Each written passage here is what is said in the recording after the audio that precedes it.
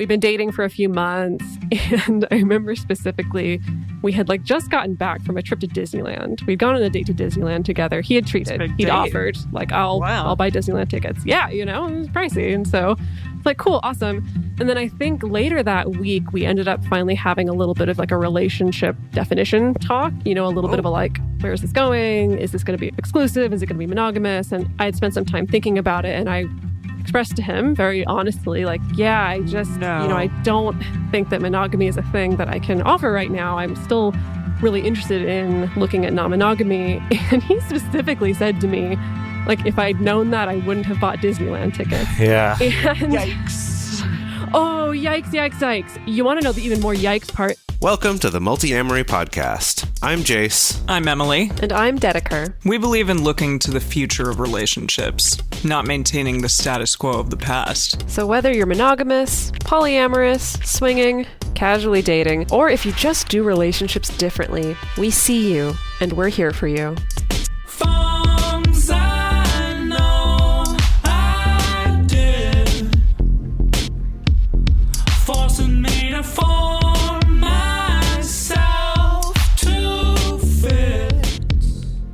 On this episode of the Multiamory podcast, we're talking about transactional relationships. There are some people and some relationships out there where people will only perform acts of kindness for one another if they know they're going to get something in return, or maybe there's a more formalized transactional part of the relationship. And sometimes this type of interaction can result in unfortunate push-pull relationships and unhealthy power dynamics. So this week, we wondered, why do people get into transactional relationships? Are those in traditional relationships more or less likely to have this dynamic than those in non-traditional ones? Are transactional relationships always a negative thing? We're going to discuss all this and more in today's episode. I have the image of a bank teller that's burned in my mind, connected to the phrase transactional. Or transactional relationship. Interesting. Okay. Well, yeah. I mean, that's the thing. A lot of transactional relationships are just really quick, really, really brief relationships, because we all have relationships with everyone that we come into contact with, even if it's just for a moment. And many of those are transactional in nature. So we're going to talk about that a little bit. When we are speaking about romantic relationships, that can be kind of a different thing entirely. And as usual, just a caveat for some of these definitions that we found on what is a transactional relationship. The ones that we came across regarding transactional romantic relationships, they tend to limit the definition of transactional relationships to marriage, and specifically heteronormative monogamous marriages. But we did find something on marriage.com from blogger Sylvia Smith. And she said, a transactional romantic relationship is when someone keeps tabs of what they give and receive from their spouse. It is a behavior, meaning it is deeply rooted in a person's subconscious and personality. It's not entirely negative, which is why it escapes the notice of holier-than-thou New Age psychiatrists, which I found Sylvia. Kind of funny. All right, Sylvia, tell us your real thoughts. Yeah. Calm down, Sylvia. She's got some beef with these New Age psychiatrists. Yeah. Indeed. Okay. All right. We found some other definitions. Some people tie transactional relationships to be about relationships in general. So I'm quoting here from Payam Banazadeh, writing on Medium.com, quote, transactional relationships are by nature optimized around getting the most you possibly can in exchange for as little as possible on your part. They're all about you and what you can get and not about what you can give. So this seems to be casting a pretty negative light on it. Yeah. And then other definitions were about more of those kind of day-to-day, short-lived relationships, kind of like Emily was mentioning before. This is from Benjamin P. Hardy on theladders.com. Transactional relationships are economic and functional. They're based on exchange of money, goods, or services. They serve a very clear point, and when that point no longer makes sense or has been fulfilled, the relationship ends. That's very interesting to me, because I think that also can apply to longer-term romantic relationships, or even we've talked about business partnerships on our last episode, stuff like that. If something no longer serves this function, then that relationship will end. So again, I don't think this necessarily has to be a negative thing, especially if both parties involved understand that that's like the type of relationship that they're getting into. So we want to explore that in terms of asking ourselves the question, why do people get into transactional relationships? So we found on study.com, there's a big like psych class essentially on transactional relationships in psychology. And from that class, they talked about transactional relationships, that they are built on the expectation for reciprocation. Both individuals are concerned with how they will benefit. Individuals are self-serving, making sure they get as much as they can from the relationship for a set amount of work in return. So that is kind of specifically about the work aspect potentially. And so kind of using this logic from what this study.com space says, people are getting into transactional relationships in order to gain something in exchange for a service. So yeah, it seems like the easiest example of that, of these very transactional relationships that are defined and end after a particular exchange, such as your transactional relationship with the store clerk or the server at the restaurant or the lawyer that you hire, or a relationship with your boss at work to a certain extent is a transactional relationship as well. So these are relationships that we're not necessarily proactively choosing, but that is kind of the nature of what happens when we end up in them. Yeah. And our very first definition that we talked about from marriage.com kind of stated that there was this argument for transactional behavior to be like deeply rooted in our subconscious and in a person's particular personality. So I think that that can be extrapolated out to a variety of things, sort of just how we move and function in society as a whole. And it made me think about things like traditional patriarchal values, for example, or traditional gender roles where, you know, a guy will traditionally make the most money in a house and then come home and be expectant of his, you know, woman partner to do things like household labor and child rearing and stuff like that. So a lot of relationships out there do function under these assumptions, and they are, you know, perfectly happy and fine to do those things. And that is totally okay if that's sort of how they like operating. And sometimes that's clear and defined for certain people. Yeah, and it's something that we'll probably continue to discuss throughout this episode, but just the question of how you think about a relationship and how you describe a relationship can also change the way you feel about it and the way you approach it, or change the way that the other person involved in this relationship feels about it or the way that they approach it. And an example of that is when we talk about balancing things like household chores or something like that. And, you know, we've talked about that on past episodes, but there's often this sense of like, okay, try to find a way that makes that balanced and not just like a ledger sheet, but that it actually feels balanced for each of you. One could approach that from thinking of it as, okay, yeah, this is transactional. We're just getting at the root of like, what's the best way to evaluate that transaction? And a good relationship is one where that transaction is nicely balanced and feels good for everyone involved.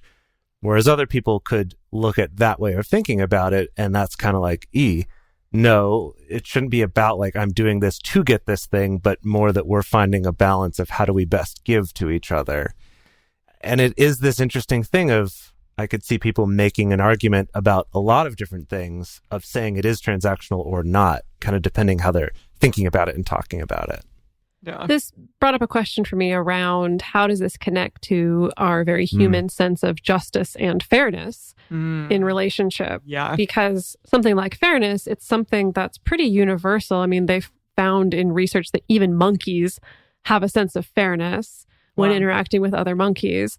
And so this is something that's very, very deeply ingrained in us. And I wonder how that intersects with the idea of a transaction. You know, we can define a transaction as like you give something and you get something in exchange. And does that always equal fairness? You know, trying to find fairness in the way that we distribute household labor, does that automatically equal it becomes a transaction? And I think those are some really, really interesting questions to look at here. Yeah. And just real quick to acknowledge that we talked about this push-pull relationship thing, and that we did do an episode about this before that might be interesting to you, which is episode 228 on pursuit and withdrawal.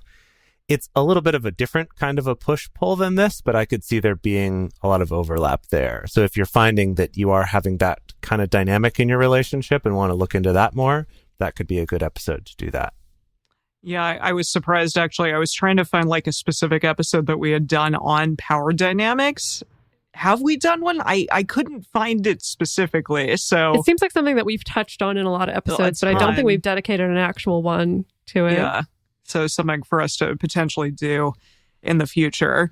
But yeah, just thinking about this idea in general, I know personally I tend to get a little eked out by that idea of transactional relationships. But I'm curious for the two of you, because I know that some people are super chill with this dynamic and may have like certain types of relationships where this operates, and that's completely fine with them and they find it to be, no problem at all.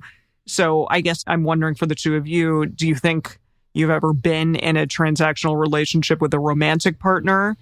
And does this like sort of transaction mentality show up in certain ways in your relationships? And also, do you ever or do you regularly do nice things for your partners because you expect something in return? This seems like it could be a real Pandora's box of not necessarily bad things, but just a lot of different offshoots, like the comparison to fairness or equality, like I was talking about. I think this could also offshoot into what is altruism in a relationship. Sure. Does it actually exist? Are we actually ever altruistic, or is it always because we do understand that like it's connected to a partner wanting to stay with us if we do these altruistic nice things? I don't know. I think it could be a real brain bender if we wanted to go there. Sure. I mean, on that subject, there's schools of philosophy that essentially make the argument that no one ever does anything for anyone besides themselves, even if that means I'm doing it for myself because it feels good to do something for someone else. It's like, well, I still did it because I feel good about it, or I feel, like you could, that's sort of one of those philosophical discussions that you could have for hours and hours and never get anywhere. So I do feel like we're going to need to try to, I guess, like acknowledge that, but not get caught in the weeds of those sorts of things where we're just not going to get anywhere with it. I don't feel like I have real lived experience being in a relationship that I would categorically say was transactional, but I do think that I've experienced moments or relationships that have felt like they've been approaching that. Often it is connected to income being brought in versus household labor. I think that is the classic one, where I have been in relationships where often it is just assumed if you're the one making more money, if my partner's making more money or bringing in more money, or maybe they're the only one with the job or whatever, it's kind of assumed the way that counterbalances is if the other person picks up all the slack at home. And again, I think it's the kind of thing where maybe if you're intentionally talking about that and that feels good for everybody involved, then that's great. But I do think that often that is a little bit too much of a default than I'm comfortable with seeing happen so frequently in relationships. So I guess that's the closest I think that I've gotten to feeling like there was maybe a slightly weird feeling transaction happening in the relationship. Yeah, I also have not had any relationships that I would describe as transactional being the defining trait of them. But I do think that a transactional way of looking at things has certainly come up in a lot of relationships in specific conversations. Kind of more of these ongoing things about like household chores, for example, I guess, or who has more availability or time or resources of other kinds or certain talents, or when your romantic relationship, when parts of that start to bleed into, I guess, sort of professional concerns, right? It's like, okay, maybe you work in IT and then are helping like tech support a partner. So like, there's a lot of times where we're dealing with things that certainly you've done that a lot. We're doing things that are kind of normally part of a more transactional model of doing business, but they're in our romantic relationships. And so I've certainly had some of those discussions that did end up more transactional, like in our discussion about a specific thing or a specific area. But I wouldn't say that it generally was defining of kind of the whole relationship or all parts of it. Well, connected to that, Jace and I both have a mutual friend right now who we've both been, I think, helping out, like offering, quote unquote, a lot of like services to.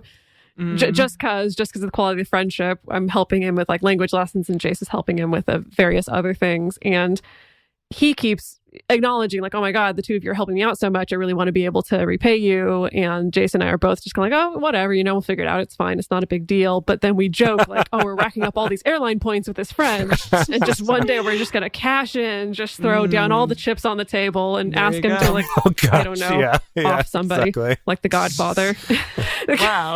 Wow. Or literally buy you an airline ticket to go somewhere. I don't know. Yeah. That'd be so weird. Be like, so we've calculated the number of hours that we've collectively spent offering certain goods and services, and we've determined that it comes out to the equivalent of one business class ticket to X, Y, and Z destination. So pay up, please. Yeah. Wow. That'd be impressive. very transactional. Yeah, very. Yeah, I guess just I'll quickly say that I've entered into a transactional relationship really with someone that I worked with. I worked for, who basically I would do menial, easy tasks and just kind of like ride around with him. It was very LA, and like kind of be his assistant at times, but also, ride arm candy. Correct. Yeah, like go out to dinner with him and ride on his boat because, and just be like a person that he was around, and he would pay me. And that was probably the most transactional relationship I've ever been in. And he called it a friendship, but I did not feel like I was his friend. I felt like he was paying me to hang out with him, really. I don't know if that could be formally qualified as like a sugar daddy relationship or not. I didn't sleep with him, but yes, well, perhaps. Sugar daddy relationships aren't always sexual in nature necessarily. So I guess some people might define it that way, but that wasn't something the two of you necessarily intentionally chose. We didn't speak about it in that way. Yeah, and I think that we'll probably get into this a little bit more later too, but just that distinction of if sex is or isn't involved, does that even make any difference? I feel like we've very much been taught societally that there's some kind of a qualitative difference between those transactions, and that's an interesting question of why do we feel that way? Why is that? And is there anything actually to it? I would tend to argue that there's not really a difference there, except for all of the baggage that we're sort of taught to carry along with that, and perhaps the, discrimination or something that we might receive in return for that because of that societal belief. But I think we'll get into this a little bit more with some of the studies we look at later. Yeah. So speaking of, there's this big question of, are some people more predisposed to enter into a transactional relationship more so than others? Or is it just something that we're all a part of at some point? And of course, like we said, when you look at the research studies, there's this recurring answer that comes up again and again that really normalizes transactional relationships on an everyday level, right? It's this idea that the way that our society is structured right now, there's really no way to engage in it without participating in some kind of transactional relationship. Which maybe that feels good because things are really clear. It's very clear. Yeah, I hire the babysitter and I know exactly what I'm giving and exactly what I'm getting. Or I go and buy groceries. I know exactly what I'm giving. And I know exactly what I'm getting. Or maybe that's uncomfortable to think about how the way our society is structured has really, really encouraged us to be very transaction minded. Yeah. Right. I mean, it also comes to this thing of when you're talking about fairness being built into us. Does a society built around looking at everything as a transaction make things feel more fair, or does it make us more inclined to think things are not fair at different times because we're always trying to look at it from this lens of, is the amount I'm giving worth what I'm getting in return? And if maybe we had a society that didn't put so much emphasis on that, maybe we wouldn't also have as much kind of baggage or difficulty about feeling like, oh, well, I can't give too much because I don't want to be taken advantage of, or, oh, I don't want to give too much because that wouldn't be fair, or something like that. And so we weren't able to find any specific research on transactional romantic relationships and the likelihood of people to enter into them. We kind of had this thought of, it'd be interesting to know if people in traditional heteronormative relationships and monogamous relationships are more or less likely to be in more transactional models of relationship. So not an explicitly transactional one, but one that kind of is based around that or not. And I mean, Mostly because studies just don't even acknowledge that anything but that exists. Understandably so. It's kind of hard to find comparative research on that. Yeah, and like that one blogger said, it's not necessarily negative, so a lot of the new age therapists aren't even looking at it like that. It's holier than thou therapist. It's holier than thou therapist, exactly. Sylvie. So we're going to get more into like a non-monogamy specific section of this episode, but there was something on polyskeptic.com that discussed how romantic relationships often start off as kind of transactional in nature. Like you want to get to know a person, you're going on dates and like seeing if you like this person or not.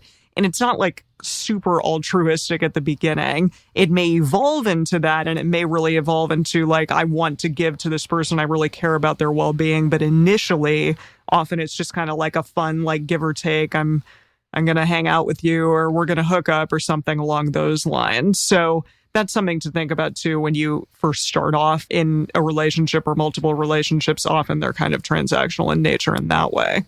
Oh my God. I'm sorry. I just had a terrible memory get triggered just now talking about this stuff. Okay. This maybe, God. Yes. Years and years and years ago when I was still in a little bit of my polyamory exploration phase where I wasn't quite sure. I had some doubts of like, is this me? Is it not me? Have I just not found the right person yet or not? You know, I was a little bit wishy-washy. I was dating a guy. Oh gosh, I was dating a guy and we were in still the early phases of the relationship. You know, I had been open with him about how I'm interested in non-monogamy. I don't know if I can offer monogamy right now, but I'm still kind of figuring it out. And like, that was okay. And we've been dating for a few months. And I remember specifically, we had like just gotten back from a trip to Disneyland. We'd gone on a date to Disneyland together. He had treated, he'd offered like, I'll buy Disneyland tickets. Yeah, you know, it was pricey. And so it's like, cool, awesome. And then I think later that week, we ended up finally having a little bit of like a relationship definition talk, you know, a little bit of a like, where is this going? Is this going to be exclusive? Is it going to be monogamous? And I had spent some time thinking about it, and I expressed to him very honestly, like, yeah, I just, you know, I don't think that monogamy is a thing that I can offer right now. I'm still really interested in looking at non-monogamy. And he specifically said to me, like, if I'd known that, I wouldn't have bought Disneyland tickets. And yikes. Oh, yikes. You want to know the even more yikes part is I dated that person for another year. Years? Yes. But okay, it was years later. I mean, like 10 years later that I woke up in the middle of the night at 3 a.m. and was like, that was fucked up. It took me a long time. That was not okay. Wow. But purely based on that anecdotal evidence, it leads me to think, like, clearly, I don't think it was just this guy who had that thought. Yeah. Right? No. That me extending myself financially, I expect there's going to be monogamy or sexual monogamy or something attached to that. Yeah, no, it's definitely not. It's not just him, right? Sure. I think he's a product of the culture. So maybe just based on that story, I could go out on a limb and say, like, maybe more traditionally focused people are more likely to expect something transactional. But I don't want to paint anybody with a broad brush. But thanks for triggering that awful memory. You're welcome. So I want to go back to this article that you're talking about. I actually just need to throw out there, I think it's bullshit. I actually think that I don't agree with this person's conclusions. And I think it's one of those things that when presented in a certain way, you're like, ooh, wow, yeah, so logical and rational. I don't feel like their presentation of any of this really was backed up or made any sense. Like based on their logic, it's like, well, everything's kind of like that all the time, or that any stranger doing anything nice is not legit. I don't know. I just don't want us to give too much credit to this article, I guess is what I'm getting at here. Well, we do talk about it a little later, but it's more from the negative standpoint, I guess. So we'll continue on. But yeah, just one other thing I wanted to bring up, and we don't discuss this a lot on the show, but certain kink dynamics definitely could also be sort of transactional in nature, like dom-sub relationships, role-playing, things like that. We don't talk about it a lot, but I just wanted to throw it out there. That can be a type of relationship that people get into where it's transactional, and that's, you know, consenting adults, and that's totally fine. Go nuts. Yeah, it's an interesting example of a place also where a very explicitly transactional part might show up in a relationship just within that area, or it could be kind of all-encompassing for that relationship. But again, that gets into that thing that we haven't talked about very much yet, which is kind of a more explicitly defined transaction, as opposed to more approaching a relationship that you're kind of acting like is not transactional in a transactional way. All right, so now we're going to get into a little bit of research on this. So we're going to talk about something called the systemic transactional model of coping. And this is not directly related to the topic of transactional relationships, but it does kind of look at this experience of stress as the result of an individual's environment.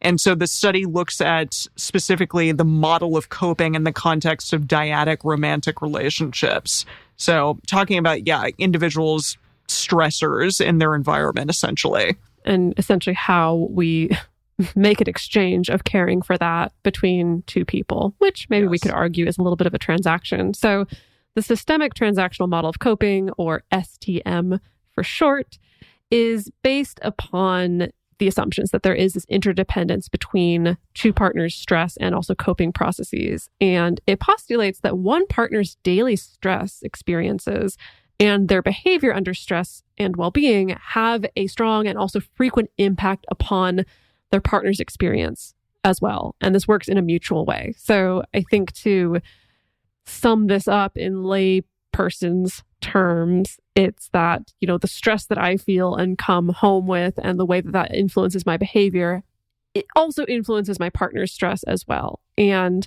my partner coping with that or helping me cope with that is a little bit of an exchange.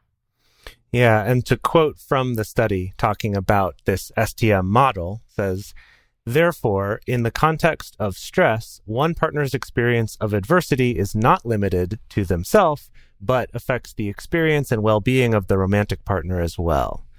This statement is a cornerstone of modern dyadic coping concepts, the assertion that one partner's stress and coping experiences are not independent of their partners, which represents a relational and interdependent process. And it's also interesting thinking about that in terms of multiple relationships and how all of those then might have this kind of spillover and effect into each other, which is a whole other interesting thing that they didn't study, but yeah, absolutely. Ooh, that's happened. Yeah, I've heard in the sphere of polyamory community, people talking about essentially this daisy chain of emotional labor where there can be stress and relationship falling out in one relationship, which gets one partner stressed out, and then they take that to their other relationship. And it's like this trickle down effect. But then the thing is that I've seen that trickle down effect happen with the stress, but I've not necessarily seen a trickle up happen as far as coping with it or the emotional labor of supporting it. That sometimes that's where I tend to see the blocks in the system. And that's where, I guess, to me, it seems the most interesting to think about transactions is thinking about stuff like who is expected to provide emotional support more consistently than other people, who has no choice but to provide emotional support more consistently because their partner has a bunch of relationship drama happening all the time. That can start to bring up, again, some interesting and also uncomfortable questions regarding, kind of the transaction and the fairness. Yeah, so a lot of this research around the STM model of coping, it's looking at things like chronic and terminal illness, which is something that we don't discuss a lot on this show, but I think it should be brought up in terms of this whole idea of relationships being, fairly transactional sometimes, or needing to cope with someone having an illness for a long period of time or something along those lines. So we can also look at this model a bit more generally as well. Just like if somebody comes home from a really high stress job, for example, and they're super upset, even though their partner didn't directly experience that stress, they're now in this position of coping with that stress because of that spillover that Dedeker was just talking about. Yeah, and I see this come up all the time in the couples that I work with, or even individuals, where I'll have individuals expressing to me, yeah, my partner is so stressed at work, and what do I do about it? And that's interesting. It becomes like a what do I do about it, because the fact that clearly there's really no way for us to completely insulate our partners from that. It's like they have to either run away from that stress or they have to step up to the plate to try to offer the emotional support. And that is really interesting. And of course, just emotional support as well tends to fall into this category of invisible labor. It's widely undervalued. Often there's assumptions about who's going to be providing it. In a lot of traditional heterosexual relationships, usually it's assumed women are going to be the ones providing it. I would hope that as things like therapy start to get a little bit more normalized, I'm hoping for two things. A, that more people get into therapy who need it. Specifically, more men feel comfortable getting into therapy who need it. And also B, that we start to have more of an understanding of, hey, sometimes certain amounts of emotional support or coaching is, fortunately, unfortunately, tied to a dollar amount. And that makes it more real to us as a sense of, oh, this is labor. Oh, this is something that I can be more aware of my partner contributing. Or maybe I can be aware of, ooh, I expect my partner to contribute this at all times, 24/7, without much in return. So I'm hoping that maybe that will be something that will help this become a little bit more of a real topic within relationships in the future. We're going to go on to talk about a little bit more research, as well as some non-monogamy specific concerns and some things that you can look at in your own relationships if they feel transactional and you would like them to be less so. But before we get to that, we're going to take a quick break to talk about our sponsors for this show. And as all good transactions go, if this show is something that you're enjoying, that you're getting a lot out of, we love putting it out there to all of you for free. But if it's something that you're able to support and you're interested in it, then check out our sponsors and we'll be back after that. Are you looking to get back out there, or are you someone who's already dating and want to be doing even more of it? If so, and you want to find an app that supports open-minded, sexually open and expressive people, then check out our sponsor, Field. Yeah, Field is the alternative dating app for couples and singles. It's built this community for awesome, ethical, and honest people seeking to connect and explore their desires. So there's radical open-mindedness designed right into the app, and you can share about your sexuality, no matter how traditional or kinky you may be. Nonconformity and shame-free individuality is what Field is all about. And here's some great news. You can download the Field app for free, and you can support our show by using the link in this episode's description. Just click the link in our episode to get the Field app for free today. Or you can go straight to multiamory.com/field, FEELD. If you have listened to the Multiamory podcast for any length of time, then you are already familiar with our next sponsor, which is adamandeve.com. They're the oldest sponsor of this show, the true original supporter of Multiamory. We love them. They've been with us a long time. And they have an amazing offer for all of you, which is to get 50% off of almost any one item in the store, plus 10 free boredom-busting gifts, including 6 movies, a 3-piece bonus kit, which usually has some extra little toys and things like that, and, of course, free shipping on the entire order, delivered in nice, discreet packaging right to your door so your neighbors don't ask questions you don't want them to ask. Just remember to use our offer code. You know it. You love it. That's code multi at checkout. So Adam and Eve has thousands, literally thousands of products to make you glad that you are chilling and having a lovely time at home. How else are you entertaining yourself during this time? Exactly. Gosh, I have so many new things. So shopping from home is a blast. And why not get 50% off while you're at it? So grab those sex toys today. And every purchase that you make, in addition to saving 50%, a portion of that will go to support this show. Again, go to adamandeve.com, use our promo code MULTI, MULTI, at adamandeve.com. Hey, Multiamory listeners. We believe that regardless of what relationship style you're in, you should have access to content that acknowledges you, affirms you, and includes you. And we also think that that information should be freely available. There's a trend that's going on right now, you may have noticed with podcasts, that a lot of them are starting to move behind paywalls. Some of the big companies are trying to monetize podcasts by making you pay to listen to them at all, or to hear more than one episode of them. But it's really important for us to be able to offer this show to everyone out there for free, and to be able to offer things like listener hangouts and stuff like that. And the main way that we've been able to do that so far is from the contributions of our Patreon community. That's right. Our Patreon community is really what keeps this show going. And it also is a way that we can give back to you. We have a private Facebook group. We have Discord communities. And we can also give you things through Patreon, like early releases, things like bonus episodes. We have regular video discussion groups, which are really, really incredible every single month. We have so many amazing people from all over the world joining them. And it's just a lovely way to interact with our community. And also sometimes we're going to throw you some free merch. And isn't that cool? I love free merch. So if this show has brought you value, if you love the fact that it's coming to you for free, it's giving people out there some great information on relationships, regardless of what sort of relationship configuration you're in. And if you want to interact with our amazing community, then go to patreon.com/multiamory and join us. We would love to have you, and we really, really appreciate the support. And we're back. So when we started doing this topic about transactional relationships, I imagine for a lot of people, some sort of a sex work or, sugar relationship. I don't know what the term is for that. Right. What's the gender neutral? Sugar you mean baby, like the gender neutral term? Sugar baby, I think is what it is. A sugar person. You sugar person? A sugar being. I don't know. Anyway, I think that's what comes to mind for a lot of people. And that's not really what this episode is about. This is more about a relationship that's not intending to be explicitly transactional and yet has those elements in it for good or bad and kind of navigating that. But I do think it is worth acknowledging this and talking about it a little bit. And so for that, there's this research paper by Ernst, Romansuk, Sirvith, Kohler, Amalung, and Betzler. I butchered those. Study in Germany.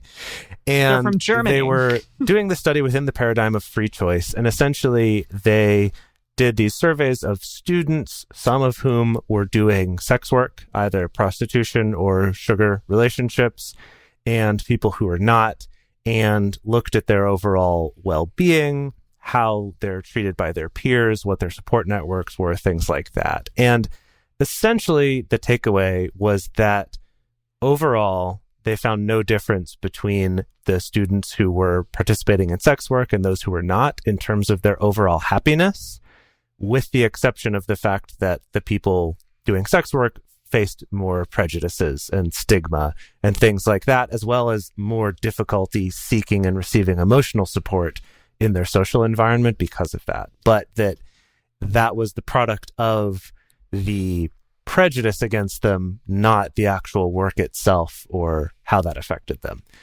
But again, these are explicitly transactional relationships, much like a job.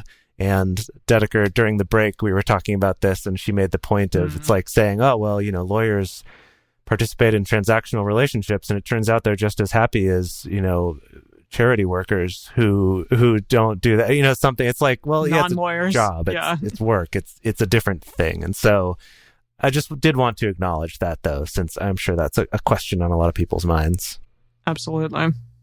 We're going to spend a little bit of time here talking about the ways that transactional relationships, or maybe I want to call it like transactionalism, to refer to maybe just like the trait or the tendency towards being transactional. Or what if you made a religion all about it called transactionism? That'd be cool. Transactionism. That's good. It has to be an ism to be a religion, or a philosophy, perhaps. Ooh, yeah. Yeah. Okay, well, transactionism. I have certainly observed that transactionism/transactional thinking can show up in non-monogamous relationships. So we can start just from the base assumption of, if I let my partner date other people, in return, I am also allowed to date other people. And of course, that speaks to that weird, I guess, fuzzy line between, okay, does that count as a transaction, or is that just equal opportunity or an agreement, or trying to build a relationship based on fairness? So I don't think that in itself is much of a problem. Where the issue tends to arise is when we start getting caught up on things like, okay, who is going on more dates? Who has more partners? Who's getting more matches on dating apps? Who has spent more money? Let's keep a running tally of exactly how many hours spent or how many weekends spent. And there can be this really obsession of looking at these really concrete, tangible things to try to calculate whether or not things are fair.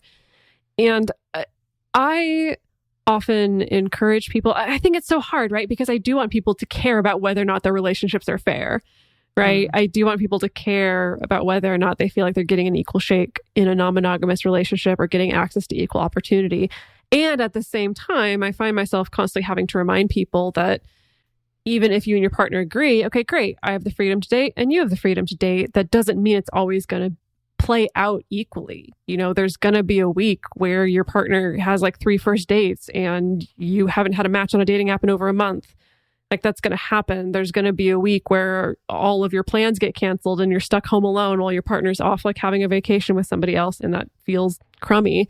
And so I think there has to be a more deeply rooted sense of fairness, of justice, of both partners working together to maintain that sense of fairness for each other that helps get you through the periods where it's not quite as fair. That's in my opinion. Yeah. And as you were talking about that, I keep coming back to this sense of we use this kind of transactional model for talking about things a lot. Like, again, to go back to that example of, oh, well, if I let my partner see other people, then I get to in return. We often have used that argument kind of on the other side of someone who's like, well, I'd like to see other people, but I don't want my partner to. It's kind of this like, well, how's that fair? You know, what? Come on now. And I think that while that can be useful to talk about, and I think looking at what's fair, how is this balanced, can be very useful. And it's almost hard to have those sorts of conversations without going there a little bit. But where I think that we really start to struggle is that we're coming from a society, so much of what we do is transactional, right? Like, where we live is transactional, what we eat is transactional, what we wear on our bodies is transactional. Like, we do transactions to get all of these things. And that all of those end up with these like negotiated dollar amounts, either that someone just sets and then it's determined if that's accurate or not by whether people pay it. Or when you think about business dealings where you're actually negotiating and being like, well, how about I'll pay you this much instead or this much, that it causes 2 problems. I think one is it makes us think that we can evaluate the worth of one side of a transaction with this linear dollar amount, right? Of that it all comes down to just this number and higher is more and less is less. And I think the other issue is that it gets us into that mindset of, if I gave even a little bit more than what was necessary for me to get this thing, that I've fucked up. You know, it's like, oh, everyone's going to laugh at me for being such an idiot and buying this expensive tourist thing when I could have bought the same thing a block away at this other shop, or, you know, whatever is right. That's so ingrained in us. And I think when we carry that thinking over into our relationships, even in places where it does kind of make sense to look at things as a transaction, that's where we get lost. That's where we end up in those situations of like, well, I make money, which has already a number assigned to it. And now you're going to do things, and now we're negotiating of like, what's the rate? How much is equal? And that's where I think we get into not very caring behaviors and ultimately less fair behaviors, because it's not just a dollar amount. There's a lot of other factors, you know, like we've talked about on episodes about household labor, but like, how fulfilling are the things that you're doing, even if those things also make money or if they don't? And, you know, what led to the place you are now, how much of that was your choice? How much of that was partly enabled by a sacrifice your partner made? You know, there's just like layers and layers and layers of all these dynamics. And when we try to boil them down to these more concrete numbers, I personally don't think there's any way we can make that work. And I think that's where we get ourselves in trouble and treat our partners shitty. Yeah. I just want to point out quickly that we came across this a number of times when we were reading articles regarding transactional relationships, that they're not like stable long-term, because if an individual doesn't hold up their end of the deal, then the relationship is terminated in a way. And that can be the case sometimes, but not always. And this like termination, or this idea of transactional relationships, is often referred to as a negative thing. But it might be interesting to view some relationships as those with high levels of maybe boundaries or expectations, and lower levels of emotional entanglement. And we did talk about this a little bit in a sort of different context when we spoke about different types of polyamory in episode 322. And like even sometimes like comet relationships, or I've had relationships, especially in college, where like I would come home for the summer and see a guy and sleep with him all summer and then go back to school. And, you know, it was not highly entangled or romantic, but we had fun, and I got companionship for the summer and he got sex, and it was fun. And that was like, I hope that he got companionship as well. This is the same this is the same. Yes. Okay. Yes. But this is the same guy who like said like, don't kiss me anymore. Okay. Oh, right. that story. Maybe that was negative, but it was fun also at the time. And that was very much like, you know, an understanding of what was occurring there. And it didn't feel emotionally like wrecking at the end of the whole thing. So basically, again, like I said before, if you have consenting adults in situations like this and it's okay for the two of you, then it doesn't need to be necessarily a bad or negative thing. And now we're going to talk about some actionable tools for all of y'all out there at home to make your relationship feel less transactional.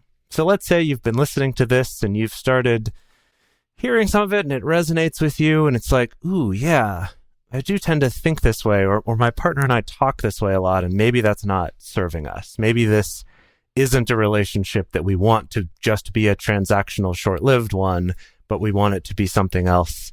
So we wanted to talk about some actionable tools to do that. So we've pulled another quote from that Medium article that we quoted earlier from Payam Banazada. Quote, enter any relationship with only one expectation: to be present, to give when you can, and to receive with appreciation if you are given. And that quote, it feels very in line with the Relationship Anarchy Manifesto, which strikes this balance between, it's not like telling you have zero expectations of your partners, but it is encouraging you toward a certain amount of acceptance, to forging the relationship that you do want and not placing any kind of arbitrary expectations on it that don't come from you or your partner. And I think this also connects to a part of the ethical slut that still resonates with me to this day. And it's this little breakout chapter. It's very short, and it's called Clean Love, I think. And it is this idea of basically we need to be able to find ways to accept and love the person who is standing right in front of us as they are. And if you can't do that, like if you can't accept and love this person as they are right now today, that's okay. You don't have to be in relationship with them, but you're probably going to be better served, you know, if you can make it there. It doesn't mean that you're never annoyed by them, or you never need anything from them, or you never make requests of them, but there is a certain amount of acceptance there of being present with what is there, instead of being focused on exactly what you want to get from this person, or what kind of exchange you're expecting, or what kind of transaction you're expecting in the relationship. I love that. That's really nice. Something else that's important is you can look at your own relationships and, you know, acknowledge the ways in which the culture that we grew up in, this very capitalist, patriarchal culture that focuses on white supremacy and heterosexism and all these things that have impacted the ways that we structure relationships and impacted our expectations from relationships, have really instilled a sense of transactionalism sometimes in places where it's not appropriate. Of course, ideally, we can work on intentionally moving away from that influence, or being honest when we notice these things influencing our relationships. Because again, the ways in which these particular systems teach us to commodify everything and objectify individuals very well could be something that's contributing to unhealthy transactional relationships. I hope this guy who gave me crap about Disneyland tickets listens to this episode. He's not. But just in case you're out there just listening, send it to him. I hope that it's just like we said a couple episodes ago. Just send it to him without comment. To the people from our past who have hurt us in weird ways. Exactly. I love that. Sorry, this keeps making me think of a quote that I always really liked from Battlestar Galactica. And it's one where Commander Adama is giving a book to President Laura Roslin. And she says something to the effect of like, oh, I'll be sure to get this right back to you after I finish reading it, or says something about needing to return this book. And he's like, oh, I have a policy of never lending books. And it's kind of this idea of like, if I'm giving you this thing, I'm not expecting to get it back. Like I'm just... That's sweet. That's not the point of it. You know, the point is that this should be passed on. It's something I'm giving to you, not just because I expect you to give it back. That keeps coming to my mind through this episode. I don't know that it's exactly relevant, but I just always really liked that. No, I love that. I think that's kind of what got me interested in this in the first place, is that idea of like literally just giving something to another person without expecting anything in return. Like having that lack of expectation is huge. Just something I wanted to point out, our researcher for this episode offered that mutual aid and community care can be options for framework to use in looking at building transformational or relational relationships and shifting away from these transactional relationships. And if you don't know what mutual aid is, it's a form of solidarity-based support in which communities unite against a common struggle rather than leaving individuals to fend from themselves. That's a definition from thecut.com. So it's kind of this cool, like, different approach in terms of people supporting one another rather than just like everybody fucking having to do their own thing, like so many of us. Right, like I'll only support you if I feel like tend to have to somehow. do. And also, exactly, yeah.